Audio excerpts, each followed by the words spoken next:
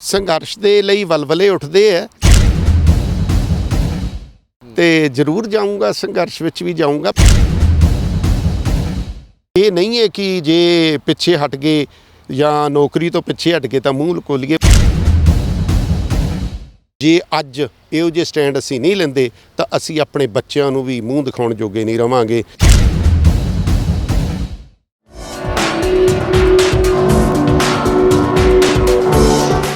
ਪੋਹ ਮਾਘ ਦੀਆਂ ਰਾਤਾਂ ਜਿੱਥੇ ਦਰਖਤ ਠਰ ਕੇ ਸੁੱਕਣ ਕਿਨਾਰੇ ਹੋ ਜਾਂਦੇ ਨੇ, ਪਾਣੀ ਜੰਮ ਕੇ ਬਰਫ਼ ਬਣ ਜਾਂਦਾ ਤੇ ਇਨਸਾਨੀ ਜ਼ਿੰਦਗੀਆਂ ਜਿਹੜੀਆਂ ਨੇ ਉਹ ਕੁੰਗੜ ਜਾਂਦੀਆਂ ਨੇ।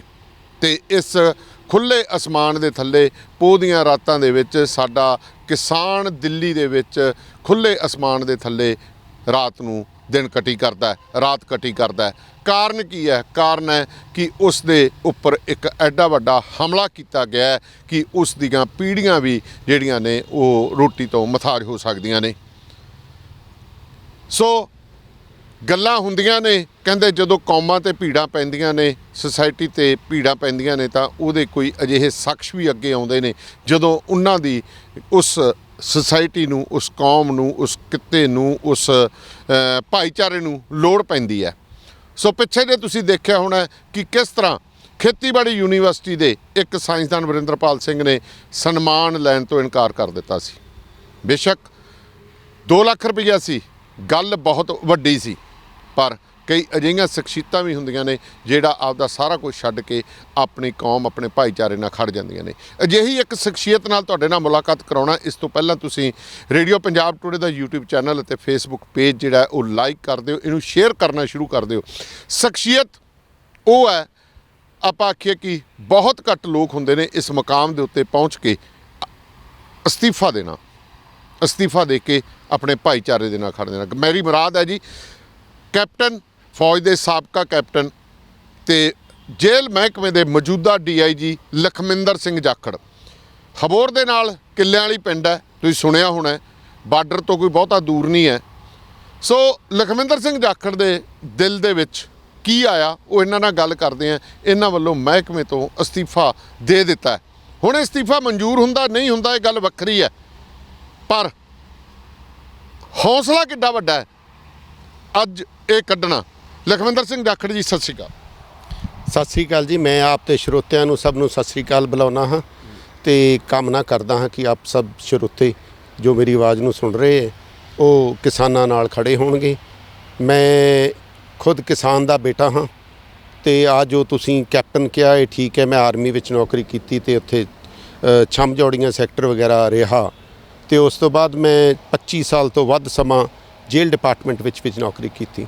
ਪਰ ਅੱਜ ਜਿਹੜਾ ਸਮਾਜ ਨੂੰ ਤੇ ਕਿਸਾਨ ਨੂੰ, ਜੋ ਮੇਰਾ ਜਨਮ ਤੋਂ ਪੇਸ਼ਾ ਹੈ ਕਿਸਾਨੀ, ਮੇਰੇ ਬਾਪ ਦਾਦਾ ਆਪ ਕਿਸਾਨੀ ਕਰਦੇ ਰਹੇ ਤੇ ਜੋ ਮੈਨੂੰ ਉਹਨਾਂ ਤੋਂ ਮਿਲਿਆ ਉਸ ਵਿਰਾਸਤ ਦਾ, ਉਸ ਜੀਵਨ ਜਿਉਣ ਦੀ ਸ਼ੈਲੀ ਦਾ ਅੱਜ ਉਹ ਸਾਰੇ ਸਿਸਟਮ ਨੂੰ, ਸਾਰੀ ਕਿਸਾਨੀ ਨੂੰ ਭੀੜ ਪਈ ਹੋਈ ਹੈ। ਇੱਕ ਐਸੇ ਕਾਨੂੰਨ ਪਾਸ ਕੀਤੇ ਗਏ ਹਨ ਜੋ ਕਿ ਕਿਸਾਨਾਂ ਦੇ ਵੱਲੋਂ ਨਾ ਮੰਗੇ ਗਏ ਹਨ, ਨਾ ਉਹਨਾਂ ਦੇ ਹਿੱਤ ਵਿੱਚ ਹਨ।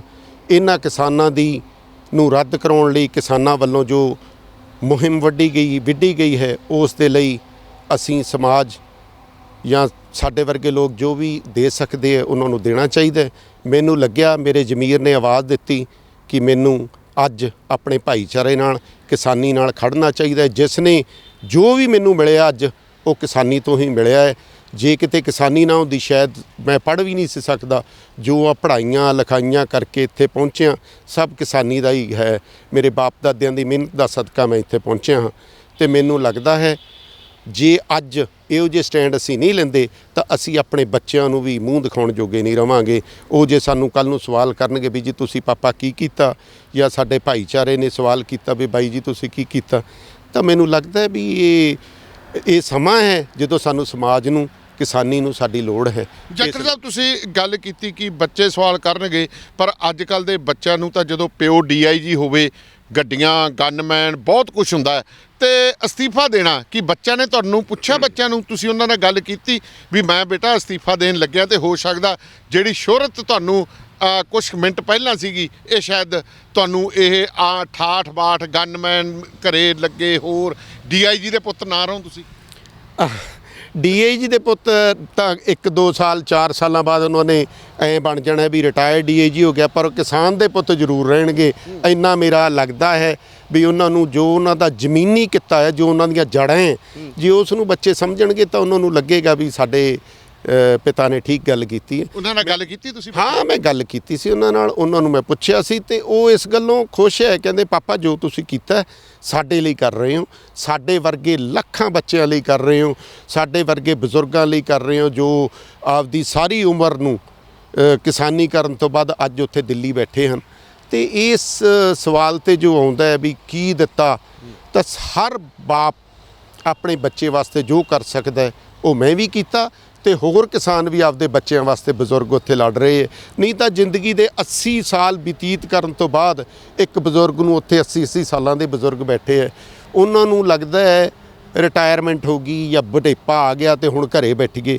ਤੇ ਆਹ ਠੰਡ ਤੇ ਮਾਵਾਂ ਬੈਠੀਆਂ ਉੱਥੇ, ਤੇ ਮੈਂ ਦੇਖਦਾ ਟੀਵੀ ਵਿੱਚ ਦੇਖਦਾ ਉਹ ਇਸ ਠੰਡ ਦੇ ਵਿੱਚ ਉੱਥੇ ਲੰਗਰ ਬਣਾ ਰਹੀਆਂ, ਉੱਥੇ ਮਿਹਨਤ ਕਰ ਰਹੀਆਂ, ਉੱਥੇ ਗੱਲਬਾਤ ਕਰ ਰਹੀਆਂ ਤੇ ਸ਼ਾਂਤੀਮਈ ਤਰੀਕੇ ਨਾਲ ਜਿਹੜਾ ਇਹ ਕਰ ਰਹੀਆਂ। ਤਾਂ ਸਾਨੂੰ ਵੀ ਲੱਗਦਾ ਵੀ ਸਾਡੇ ਅੰਦਰ ਦਾ ਜ਼ਮੀਰ ਨਹੀਂ ਮਰਨਾ ਚਾਹੀਦਾ ਕਿ ਅਸੀਂ ਆਪਦੀ ਹੋਂਦ ਨੂੰ ਖਤਮ ਹੋਣ ਦੇਈਏ। ਅੱਛਾ, ਇੱਕ ਗੱਲ ਦੱਸੋ, ਬੱਚਿਆਂ ਨਾਲ ਗੱਲ ਹੋ ਗਈ, ਹਮ ਸਫ਼ਰ ਤੁਹਾਡੇ ਉਹਨਾਂ ਨਾਲ ਤਾਂ ਸਲਾਹ ਹੋਈ ਹੋਣੀ ਹੈ, ਗੱਲ ਘਰ 'ਚ ਮਾਹੌਲ ਕਿਵੇਂ ਬਣਿਆ? ਇਹ ਵੀ ਇੱਕ ਬਹੁਤ ਵੱਡੀ ਗੱਲ ਹੈ, ਕਿਉਂਕਿ ਮਾਹੌਲ ਘਰ 'ਚ ਬਣਦਾ, ਵਿਚਾਰ ਆਉਂਦਾ, ਕਿਉਂਕਿ ਬਹੁਤ ਔਖਾ ਹੁੰਦਾ ਇਹ ਗੱਲ ਕਰਨੀ, ਕਨਵਿੰਸ ਕਰਨਾ।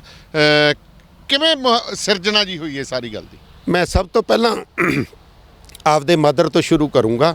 ਮੇਰੇ ਪਰਿਵਾਰ ਵਿੱਚ ਸਾਰਿਆਂ ਨਾਲੋਂ ਵੱਡੇ ਮੇਰੇ ਮਾਤਾ ਜੀ ਹੈ, ਉਹ ਅੱਜ ਵੀ ਪਿੰਡ 'ਚ ਖੇਤੀ ਕਰਾਉਂਦੇ ਹੈ। 80 ਤੋਂ ਪਾਰ ਉਹਨਾਂ ਦੀ ਉਮਰ ਹੈ ਤੇ ਮੈਂ ਕਿਤੇ ਵੀ ਆਪਣੀ ਜ਼ਮੀਨ ਠੇਕੇ ਨਹੀਂ ਦਿੱਤੀ। ਲਗਾਤਾਰ ਮੇਰੇ ਲਈ ਜਦੋਂ ਮੈਂ ਪਿੰਡ ਵਿੱਚ ਨਹੀਂ ਜਾ ਸਕਦਾ, ਮੇਰੇ ਲਈ ਮੇਰੇ ਮਾਤਾ ਜੀ ਉਸ ਖੇਤ ਨੂੰ ਦੇਖ ਰਹੇ ਹੈ। ਉਹਨਾਂ ਨਾਲ ਗੱਲ ਕੀਤੀ ਤੇ ਉਹਨਾਂ ਨੇ ਇਹੀ ਕਿਹਾ, ਕਾਕਾ ਜੇ ਤੂੰ ਹੁਣ ਜਾਂ ਤੇਰੇ ਵਰਗੇ ਹੋਣ ਲੋਕ ਹੁਣ ਸਾਡਾ ਬਜ਼ੁਰਗਾਂ ਦਾ ਸਾਥ ਨਹੀਂ ਦੇਵੋਗੇ ਤੇ ਕੱਲ੍ਹ ਨੂੰ ਤੁਸੀਂ ਕਿੱਥੇ ਖੜੋਗੇ? ਨੰਬਰ 1। ਫਿਰ ਜਿਹੜਾ ਆਪਣੇ ਜੀਵਨ ਦਾ ਹਮਸਫ਼ਰ ਹੁੰਦਾ ਹੈ, ਉਹਨਾਂ ਨੇ ਮੈਨੂੰ ਕੋਈ ਇਸ ਬਾਰੇ ਨਹੀਂ ਆਖਿਆ, ਉਹ ਵੀ ਆਪਦੇ ਬੱਚਿਆਂ ਬਾਰੇ। ਹਰ ਕਿਸਾਨ ਦਾ ਜਿਹੜਾ ਬੈਟਰ ਹਾਫ ਹੈ, ਪਰਿਵਾਰ ਹੈ, ਘਰ ਵਾਲੀ ਹੈ, ਪਤਨੀ ਹੈ, ਮਾਂ ਹੈ, ਉਹ ਇਸ ਗੱਲ 'ਤੇ ਫਿਕਰਮੰਦ ਹੈ ਕਿ ਉਹਨਾਂ ਦੇ ਬੱਚਿਆਂ ਦਾ ਕੀ ਬਣੂਗਾ। ਇਹ ਫਿਕਰ ਮੇਰੀ ਵਾਈਫ ਵਿੱਚ ਵੀ ਮੌਜੂਦ ਸੀ ਤੇ ਇਸ ਬਾਰੇ ਮੇਰੇ ਬੱਚਿਆਂ ਨਾਲ ਗੱਲ ਕੀਤੀ ਗਈ ਤਾਂ ਉਹ ਵੀ ਇਹ ਕਹਿੰਦੇ ਵੀ ਪਾਪਾ ਇਹ ਸਹੀ ਹੈ, ਹੁਣ ਇਹ ਟਾਈਮ ਹੈ ਕਿ ਆਪਾਂ ਨੂੰ ਕਿਸਾਨੀ ਨਾਲ ਖੜਨਾ ਹੀ ਚਾਹੀਦਾ। ਜਿੱਥੋਂ ਆਪਾਂ ਸਾਰੀ ਉਮਰ ਲੈ ਕੇ ਖਾ ਰਹੇ ਹਾਂ, ਜਿੱਥੋਂ ਆਪਾਂ ਸਾਰੀ ਉਮਰ ਕੰਮ ਕਰ ਰਹੇ, ਜੋ ਸਾਡਾ ਕਿੱਤਾ ਹੈ, ਜੋ ਦਾਦਾ ਜੀ ਦਾ ਕਿੱਤਾ ਸੀ, ਉਸ ਤੋਂ ਆਪਾਂ ਪਿੱਛੇ ਨਹੀਂ ਮੁੜਨਾ ਚਾਹੀਦਾ। ਅੱਛਾ ਜਾਖੜ ਸਾਹਿਬ, ਇੱਕ ਚੀਜ਼ ਹੋਰ ਕੀ, ਚਲੋ ਤੁਹਾਡਾ ਅਸਤੀਫਾ ਜਲਦ ਮਨਜ਼ੂਰ ਵੀ ਹੋ ਜਾਊਗਾ ਵਿਹਲੇ ਹੋ ਕੇ, ਅੱਗੇ ਕੀ ਪਲਾਨ ਹੈ? ਕਿ ਤੁਸੀਂ ਅਸਤੀਫੇ ਤੱਕ ਹੀ ਸੀਮਤ ਰਹਿਣਾ ਜਾਂ ਉੱਥੇ ਸੰਘਰਸ਼ ਦਾ ਹਿੱਸਾ ਬਣਨਾ, ਜਾ ਕੇ ਬੱਚਿਆਂ ਨੂੰ ਵੀ ਨਾਲ ਜਾਣਾ, ਪਰਿਵਾਰ ਦੇ ਨਾਲ ਉੱਥੇ ਬਣਨਾ? ਕੀ ਸੋਚਿਆ ਮਨ ਦੇ ਵਿੱਚ, ਅੱਗੇ ਕੀ ਕਰਨਾ? ਸੰਘਰਸ਼ ਦੇ ਲਈ ਵਲਵਲੇ ਉੱਠਦੇ ਹੈ ਤੇ ਜ਼ਰੂਰ ਜਾਊਂਗਾ, ਸੰਘਰਸ਼ ਵਿੱਚ ਵੀ ਜਾਊਂਗਾ, ਬੇਟੇ ਨੂੰ ਵੀ ਲੈ ਕੇ ਜਾਊਂਗਾ, ਪਰਿਵਾਰ ਵੀ ਜਾਊਗਾ। ਇਹ ਨਹੀਂ ਹੈ ਕਿ ਜੇ ਪਿੱਛੇ ਹਟ ਗਏ ਜਾਂ ਨੌਕਰੀ ਤੋਂ ਪਿੱਛੇ ਹਟ ਕੇ ਤਾਂ ਮੂੰਹ ਲੁਕੋ ਲਈਏ। ਮੂੰਹ ਲੁਕਾਉਣ ਦਾ ਕੋਈ ਮਤਲਬ ਨਹੀਂ ਹੈ ਸਵਰਨ ਜੀ। ਤੇ ਅਸੀਂ ਜੋ ਕਰ ਸਕਦੇ ਹਾਂ ਉਹ ਕਰਾਂਗੇ। ਤੇ ਸਾਡੀ ਉਹ ਜੇ ਹਾਂ ਦਾ ਨਾਰਾ ਤਾਂ ਜ਼ਰੂਰ ਹੀ ਵੱਜ ਗਿਆ ਮੇਰੇ ਹਿਸਾਬ ਨਾਲ। ਤੇ ਮੇਰਾ ਖਿਆਲ ਹੈ ਸਾਨੂੰ ਇਸ ਗੱਲ 'ਤੇ ਸਟੈਂਡ ਲੈਣਾ ਚਾਹੀਦਾ, ਆਪਦੀ ਗੱਲ 'ਤੇ ਪਹਿਰਾ ਦੇਣਾ ਚਾਹੀਦਾ। ਸੋ ਮੇਰੀ ਕੁਝ ਦਿਨ ਪਹਿਲਾਂ ਇੱਕ ਸਾਬਕਾ IAS ਅਧਿਕਾਰੀ ਨਾਲ ਵੀ ਗੱਲਬਾਤ ਹੋਈ ਸੀ ਕਿ ਮੰਗ ਹੈ, ਸਮੇਂ ਦੀ ਮੰਗ ਹੈ ਕਿ ਚਲੋ ਘੱਟੋ ਘੱਟ ਉਹ ਕਹਿੰਦੇ ਕਿ ਰਿਟਾਇਰਡ ਜਿਹੜੇ PCS IAS ਅਧਿਕਾਰੀ ਆ ਉਹ ਤਾਂ ਜਾ ਕੇ ਉੱਤੇ ਕਿਸਾਨਾਂ ਦੇ ਖੜ੍ਹਦੇ, ਉਹਨਾਂ ਨੂੰ ਪਾਲਿਸੀਆਂ ਦੀ ਲੋੜ ਪੈਂਦੀ ਹੈ, ਹੋਰ ਬੜਾ ਕੁਝ ਕਹਿੰਦਾ, ਕਿਉਂਕਿ ਤੁਸੀਂ ਉੱਥੇ ਇੱਕ ਵਾਰ ਰੂਮ ਬਣਾ ਸਕਦੇ ਹੋ ਕਿ ਜੇ ਕੋਈ ਸਰਕਾਰ ਨਾਲ ਗੱਲ ਕਰਨੀ ਹੈ ਤਾਂ ਤੁਹਾਡੇ ਕੋਲ ਬੜਾ ਕੁਝ ਹੁੰਦਾ। ਤੇ ਮੈਨੂੰ ਤਾਂ ਇਸ ਗੱਲ ਦੀ ਖੁਸ਼ੀ ਹੋਈ ਕਿ ਸਰਵਿੰਗ ਅਧਿਕਾਰੀ ਜਿਹੜਾ DIG ਰੈਂਕ ਦਾ, ਉਹ ਅਸਤੀਫਾ ਦੇ ਕੇ ਉੱਥੇ ਜਾ ਕੇ ਉਹਨਾਂ ਨਾਲ ਵਾਰ ਰੂਮ 'ਚ ਕੰਮ ਕਰਨ ਜਾ ਰਿਹਾ। ਇਹ ਠੀਕ ਹੈ, ਇਹ ਹੋ ਸਕਦਾ ਜਿਹੜੀ ਤੁਸੀਂ ਗੱਲ ਕਹੀ, ਪਰ ਮੈਂ ਜੋ ਵਿਚਾਰ ਕਿਸਾਨਾਂ ਦੇ ਸੁਣ ਰਿਹਾ, ਜਿਵੇਂ ਰਾਜੇਵਾਲ ਸਾਹਿਬ ਬੋਲਦੇ ਆ ਜਾਂ ਹੋਰ ਕਿਸਾਨ ਆਗੂ ਬੋਲਦੇ ਆ, ਤਾਂ ਉਹ ਪੂਰਨ ਤਰ੍ਹਾਂ ਮੈਂ ਆਪਦੇ ਆਪ ਨੂੰ ਖੁਸ਼ਕਿਸਮਤ ਮੰਨਦਾ ਵੀ ਕਿਸਾਨਾਂ ਦੀ ਜੋ ਲੀਡਰਸ਼ਿਪ ਅੱਜ ਦੀ ਘੜੀ ਉੱਥੇ ਫਾਈਟ ਕਰ ਰਹੀ ਹੈ ਤੇ ਉਹਨਾਂ ਦੇ ਬਿਆਨ ਸੁਣ ਰਹੇ ਹਾਂ, ਫੁੱਲੀ ਸੈਟਿਸਫਾਈਡ ਹਾਂ, ਫੁੱਲੀ ਕਨਵਿੰਸਿੰਗ ਉਹਨਾਂ ਦੇ ਮੈਟਰ ਹੁੰਦੇ ਹੈ। ਉਹਨਾਂ ਦਾ ਜਿਹੜਾ ਰੋਲ ਹੈ ਸਮਾਜ ਨੂੰ ਜਗਾਉਣ ਦਾ, ਕਿਸਾਨਾਂ ਨੂੰ ਜਗਾਉਣ ਦਾ ਔਰ ਆਪਦਾ ਕੇਸ ਪੇਸ਼ ਕਰਨ ਦਾ, ਉਸ ਵਿੱਚ ਠੀਕ ਹੈ ਸਾਡੇ ਵਰਗਿਆਂ ਦੀ ਹੋ ਸਕਦਾ ਲੋੜ ਘੱਟ ਹੋਵੇ, ਪਰ ਅਸੀਂ ਇਹ ਆਪਦੇ ਵੱਲੋਂ, ਕਿਉਂਕਿ ਸਾਡੇ ਜ਼ਮੀਰ ਨੇ, ਮੇਰੇ ਜ਼ਮੀਰ ਨੇ ਇਹ ਆਵਾਜ਼ ਮਾਰੀ ਵੀ ਉੱਥੇ ਜਾਣਾ ਚਾਹੀਦਾ, ਇਸ ਕਰਕੇ ਮੈਂ ਜਾ ਰਿਹਾ। ਲੀਡਰਸ਼ਿਪ ਅੱਜ ਕਿਸਾਨਾਂ ਦੀ ਲੀਡਰਸ਼ਿਪ ਨੂੰ, ਜਿਵੇਂ ਕੁਛ TV ਚੈਨਲ ਦੇ ਰਹੇ, ਇਹ ਤਾਂ ਕਿਸਾਨ ਹੈ, ਇਹ ਤਾਂ ਗਲਤ ਅਨਸਰ ਹੈ, ਉਹ ਗੱਲਾਂ ਪੁਰਾਣੇ ਸਮੇਂ ਦੀਆਂ ਗੱਲਾਂ। ਹੁਣ ਪੜ੍ਹੇ ਲਿਖੇ ਕਿਸਾਨ ਹੈ, ਪੜ੍ਹੇ ਲਿਖੇ ਸਾਡੇ ਬੱਚੇ ਹੈ, ਆਉਣ ਵਾਲਾ ਭਾਰਤ ਦਾ ਜਿਹੜਾ ਭਵਿੱਖ ਹੈ। ਤੇ ਪਹਿਲਾਂ ਵੀ ਜੈ ਜਵਾਨ ਜੈ ਕਿਸਾਨ ਦਾ ਨਾਅਰਾ ਇੰਨੇ ਚਿਰ ਪਹਿਲਾਂ ਸ਼੍ਰੀ ਲਾਲ ਬਹਾਦਰ ਸ਼ਾਸਤਰੀ ਵੱਲੋਂ ਦਿੱਤਾ ਗਿਆ, ਤੇ ਅੱਜ ਵੀ ਜੇ ਉਹ ਖੜਾ ਹੈ ਤੇ ਉਹ ਸਮਾਜ ਦੀ ਸੱਚਾਈ ਹੈ, ਤਾਂ ਉਹ ਸੱਚਾਈ ਰਹੇਗੀ, ਸੱਚਾਈ ਹੈ ਤੇ ਫਿਊਚਰ ਵਿੱਚ ਵੀ ਰਹੇਗੀ। ਸੋ ਤੁਸੀਂ ਗੱਲਬਾਤ ਸੁਣੀ ਲਖਵਿੰਦਰ ਸਿੰਘ ਜਾਖੜ ਨਾਲ।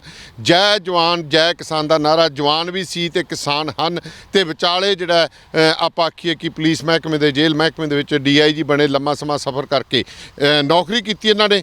ਆਪਣੇ ਆਪ ਦੇ ਵਿੱਚ ਇੱਕ ਬਹੁਤ ਵੱਡੀ ਗੱਲ ਹੈ, ਹੋਰਾਂ ਨੂੰ ਵੀ ਇਹਨਾਂ ਦਾ ਅਸਤੀਫਾ ਝੰਜੋੜੇਗਾ, ਹੋਰਾਂ ਦੀ ਵੀ ਜ਼ਮੀਰ ਜਗਾਏਗਾ। ਘੱਟੋ ਘੱਟ ਸਾਡੇ ਜਿਹੜੇ ਸਿਆਸਤਦਾਨ ਨੇ, ਜਿਨ੍ਹਾਂ ਕੋਲੇ ਜ਼ਮੀਨ ਹੈ, ਜਿਨ੍ਹਾਂ ਦੇ ਸਿਰ ਤੇ ਉਹ ਸਿਆਸਤ 'ਚ ਆਏ ਨੇ, ਉਹਨਾਂ ਨੂੰ ਵੀ ਝੰਜੋੜੇਗਾ। ਯਾਰ ਜੇ ਇੱਕ ਐਡਾ ਵੱਡਾ ਅਫਸਰ ਅਸਤੀਫਾ ਦੇ ਕੇ ਆਪਣੇ ਬਜ਼ੁਰਗਾਂ ਦੇ ਨਾਲ ਉੱਥੇ ਖੁੱਲ੍ਹੇ ਅਸਮਾਨ ਦੇ ਥੱਲੇ ਇਸ ਪੋਹ ਦੀਆਂ ਰਾਤਾਂ ਦੇ ਵਿੱਚ ਸਮਾਂ ਬਤੀਤ ਕਰਕੇ ਆਪਣੇ ਬੱਚਿਆਂ ਦੇ ਲਈ ਹੱਕ ਲੈਣ ਚੱਲਿਆ, ਕਿਉਂਕਿ ਇਹ ਹੱਕ ਸੱਚ ਦੀ ਲੜਾਈ ਹੈ। ਇਹ ਇੱਕ ਸਿੱਧੇ ਭਾਵਨਾ ਕਹੀਏ ਕਿ ਪਗੜੀ ਸੰਭਾਲ ਜੱਟਾ ਜੋ ਸੰਗਰਾਮ ਲੈਲਪੁਰ ਤੋਂ 1907 ਚੱਲਿਆ ਸੀ, ਉਹਦਾ ਇੱਕ ਦੂਸਰਾ ਰੂਪ ਹੈ। ਸੋ ਇਸੇ ਵਧੀਆ ਕਾਮਨਾ ਦੇ ਨਾਲ, ਚੰਗੀ ਕਾਮਨੇ ਦੇ ਨਾਲ ਮੈਂ ਤੁਹਾਡੇ ਤੋਂ ਇਜਾਜ਼ਤ ਲੈਣਾ। ਫਿਲਹਾਲ ਮੇਰੇ ਕੈਮਰਾਮੈਨ ਰਾਮ ਸਿੰਘ ਗਿੱਲ ਅਤੇ ਮੈਨੂੰ ਸਵਰਨ ਸਿੰਘ ਦਾਨੇ ਦਿਓ ਇਜਾਜ਼ਤ। ਪੇਜ ਨੂੰ ਲਾਈਕ ਕਰਨਾ ਨਾ ਭੁੱਲਣਾ, ਸ਼ੇਅਰ ਕਰਨਾ ਨਾ ਭੁੱਲਣਾ, ਵਾਇਰਲ ਕਰ ਦਿਓ ਇਸ ਗੱਲ ਨੂੰ। ਉਹਨਾਂ ਲੋਕਾਂ ਦੀ ਜ਼ਮੀਰ ਜਾਗ ਪਏ ਜਿਹੜੇ ਲੋਕ ਇਸ ਰਾਤਾਂ ਦੇ ਵਿੱਚ ਕੰਬਲਾਂ ਤੇ ਤਾਂ ਪਏ ਰਜਾਈਆਂ ਦੇ ਵਿੱਚ, ਨਾਲ ਹੀਟਰ ਵੀ ਛੱਡੀ ਪਏ ਨੇ, ਤੇ ਉੱਤੋਂ ਕੀ ਕਹਿੰਦੇ ਨੇ ਕਿ ਉਹ ਤਾਂ ਕਿਸਾਨਾਂ ਦੀ ਇੱਜ਼ਤ ਬਹੁਤ ਕਰਤੀ, ਇੰਨੀ ਤਾਂ ਕਿਸਾਨਾਂ ਨੂੰ ਇੱਜ਼ਤ ਦੀ ਲੋੜ ਨਹੀਂ ਸੀ। ਓਏ ਭਲਿਓ ਮਾਨਸੋ, ਤੁਸੀਂ ਖਾਣੇ ਕਿਹਦਾ ਹੋ? ਸਵੇਰੇ ਜਿਹੜਾ ਬੁਰਕੀ ਮੂੰਹ 'ਚ ਪਾਉਣੇ ਹੋ ਨਾ, ਉਹ ਕਿਸਾਨ ਦੇ ਖੇਤ 'ਚੋਂ ਪੈਦਾ ਹੁੰਦੀ ਹੈ। ਨਾ ਹੋਇਆ ਤੁਹਾਨੂੰ ਕੈਪਸੂਲਾਂ ਨੇ ਜ਼ਿੰਦਗੀ ਨਹੀਂ ਦੇਣੀ। ਧੰਨਵਾਦ ਤੁਹਾਡਾ, ਮਿਹਰਬਾਨੀ।